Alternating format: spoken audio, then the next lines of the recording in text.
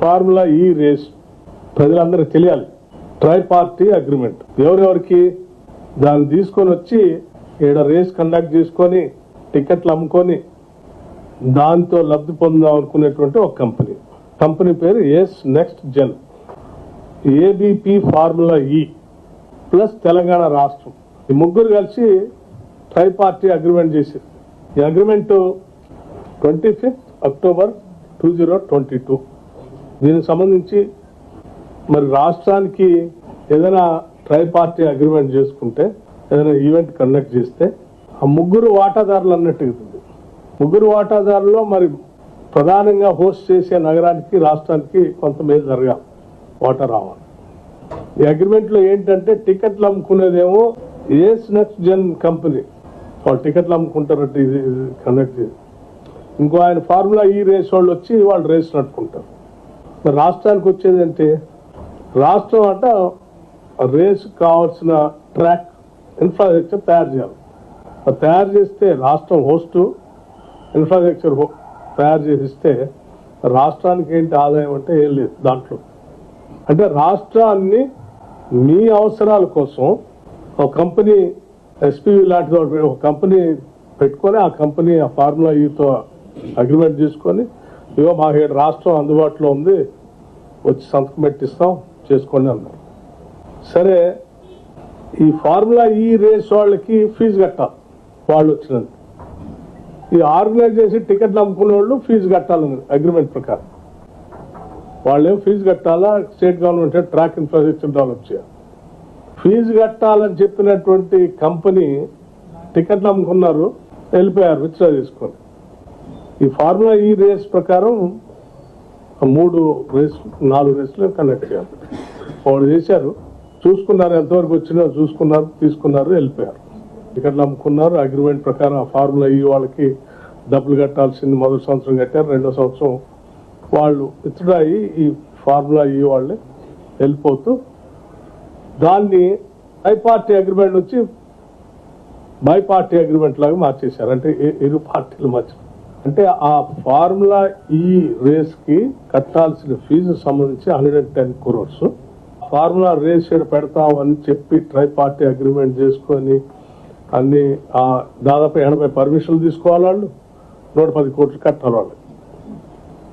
వాళ్ళు ఆ event conduct చేసుకున్నారు. సో ఆ 80 దాదాపు కేంద్ర రాష్ట్ర ప్రభుత్వాల నుంచి తీసుకోవాల్సినటువంటి 80 పర్మిషన్లకు సంబంధించింది వాళ్ళకి కట్టాల్సిన 110 కోట్లకు సంబంధించి వాళ్ళు కట్టకుండా తీసుకొచ్చినటువంటి వాళ్ళు వదిలేసి రాష్ట్రం మీద బై పార్టీ అగ్రిమెంట్ లాగా ఎంఓయూడి డిపార్ట్మెంట్ తో స్టేట్ గవర్నమెంట్ చేశారు. మొదటి దాంట్లోనే ఏం లేదు. ఇక రెండో అగ్రిమెంట్కి వచ్చేవారికి డబ్బులు కట్టాలట, పర్మిషన్లు కూడా అన్ని ఇలా తెచ్చుకోవాలి, స్టేట్ గవర్నమెంట్ తెచ్చేయాలట. మరి స్టేట్ గవర్నమెంట్కి ఏంటి దీంట్లో చేయాలి? పోనీ ఇది ఏమన్నా సెక్రటేరియట్ బిజినెస్ రూల్స్ ప్రకారం ఏమైనా చేశారా, మంత్రి గారు ఏమైనా సంతకం పెట్టి చేయించాడంటే వారి సంతకం కూడా పెట్టలేదని సమాచారం తెలుస్తా ఉంది. క్యాబినెట్ అప్రూవల్ ఏమైనా పెట్టి చేయించారంటే అది లేదు. ఓవరాల్ ఇన్స్ట్రక్షన్స్ ఇచ్చి అధికారితో చెప్పారంటే అధికారులు ఈవిడి స్పెషల్ సెక్రటరీ గారు, స్పెషల్ చీఫ్ సెక్రటరీ గారు అగ్రిమెంట్ చేసేసి సంతకాలు పెట్టేసి ఈ 110 కోట్లు కట్టాల్సిన దాంట్లో 55 కోట్లు ఆల్రెడీ కట్టేసి మిగతా ఇన్స్టాల్మెంట్స్ కోసం 2 ఇన్స్టాల్మెంట్స్ అట్లా పెట్టేసి, అంటే ఇది ఇప్పుడు ఆ రెండో ఇన్స్టాల్మెంట్స్ కోసం, థర్డ్ ఇన్స్టాల్మెంట్ కోసం ఆ 55 కోట్ల కోసం ఫార్ములా వాళ్ళు స్టేట్ గవర్నమెంట్ కి నోటీస్ ఇచ్చారు, మీరు అవి డబ్బులు కట్టాలి. గవర్నమెంట్ డిసెంబర్ 7వ తారీఖు నాడు ప్రమాణ స్వీకారం చేసింది. వీళ్ళ సంగతి ఏందో తెలుసుకుందాం. ఇదేంది వారు మాజీ మంత్రి గారు ట్విట్టర్లోను నగర రాష్ట్ర బ్రాండ్ ఇమేజ్ అంతా పోతాం, తెచ్చినవన్నీ పోగొట్టేస్తాం.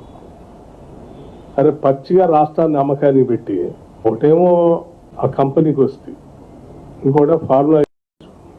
రాష్ట్రం ఏంటి రాష్ట్రానికి వచ్చే ఆదాయం వీటన్నిట్లో అంటే ఏం లేదు.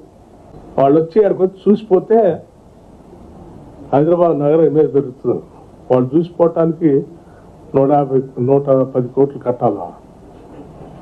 అవి కాకుండా ఇన్ఫ్రాస్ట్రక్చర్ డెవలప్ చేయడానికి మళ్ళీ అది వేరే. ఎన్ని డబ్బులు కట్టి రాష్ట్రం సాధించింది ఏంటంటే ఏమీ లేదు. సో మీరు చేసిన తప్పిదాన్ని బిజినెస్ రూల్స్ కి పూర్తిగా భిన్నంగా మీరు చేసినటువంటి తప్పిదాలని మీకున్నటువంటి ఒక రకమైనటువంటి కోరికలను తీర్చుకోవటం కోసం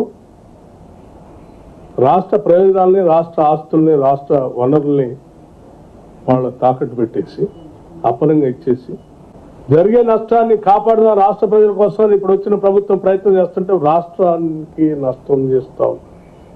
ఎవరు పాత రోజుల్లో ఎక్కడో చదివాను, తన బాధ అంతా ప్రపంచ బాధ అంట మన కృష్ణశాస్త్రి గారు. నీ బాధ అంతా రాష్ట్ర బాధలాగా మార్చేస్తే ఎట్లా మీరు? మాకే రాష్ట్ర బాధ అంతా మా బాధలాగా మారి ఈ రాష్ట్రాన్ని కాపాడటం కోసం ప్రయత్నం చేస్తారు.